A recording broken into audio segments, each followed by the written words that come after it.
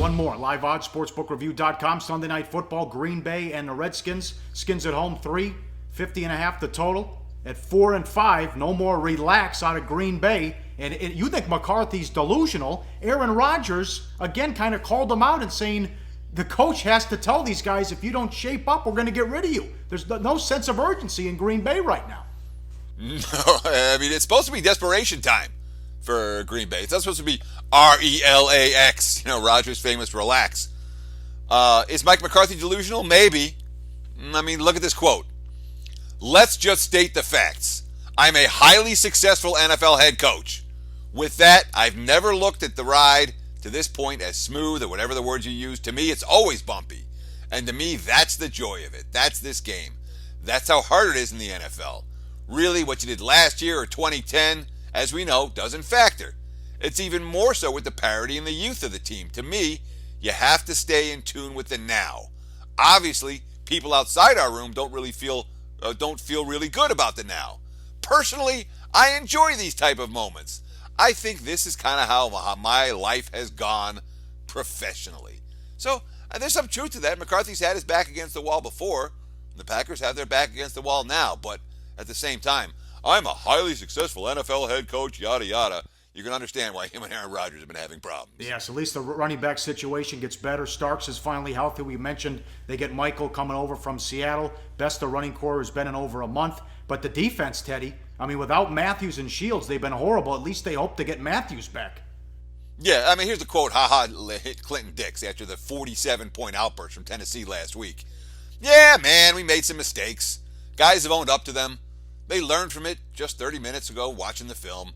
Every guy has taken part of his ownership of what he's done wrong and what he could have done better.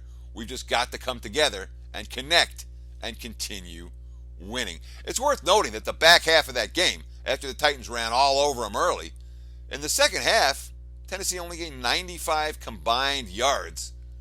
Buck 62 rushing yards before halftime, 37 rushing yards after halftime. So there was some improvement in the second half, but was that just the back half of a blowout loss?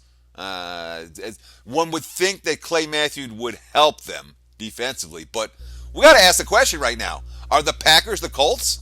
They're a great quarterback, but absolutely nothing else to like on the team. Yes, I like that a lot. And I also, both bad GMs and bad coaches, too.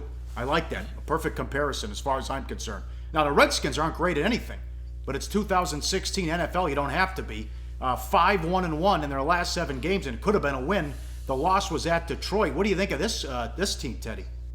Well, look, as you mentioned, 5 wins, a loss, and a tie in their last 7 games. And the loss, Cousins led them to victory in that game. It should have been the game-winning drive in Detroit, but they left like 48 seconds on the clock. The defense couldn't get a stop at the end. But what wins in 2016 NFL? You need a quarterback that can throw, you need receivers that can make plays. And the Redskins certainly have receivers that can make plays. They have major strength at wide receiver and tight end. They have role positions for every spot. Guys that can get deep, guys that can work the slot, guys that can score in the red zone. Jamison Crowder, he's tied for the lead in catches, 44. He leads them in yards. He leads them in touchdown.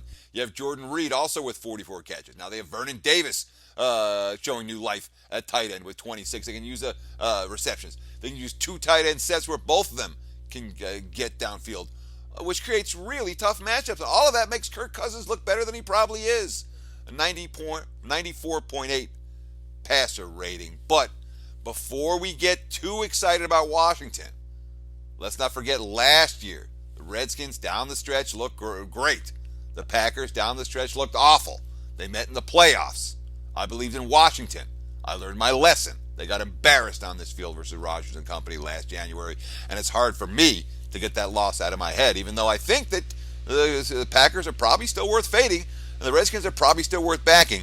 The mismatch on the field from last January just can't get erased from this memory. Hey guys, for the full video, go to sbrpicks.com. Do your research before you bet. Check out our ratings guide to see which books have the best ratings and sign-up bonuses. Open up several accounts. Shop for lines at sbrodds.com. Always be ahead of the game.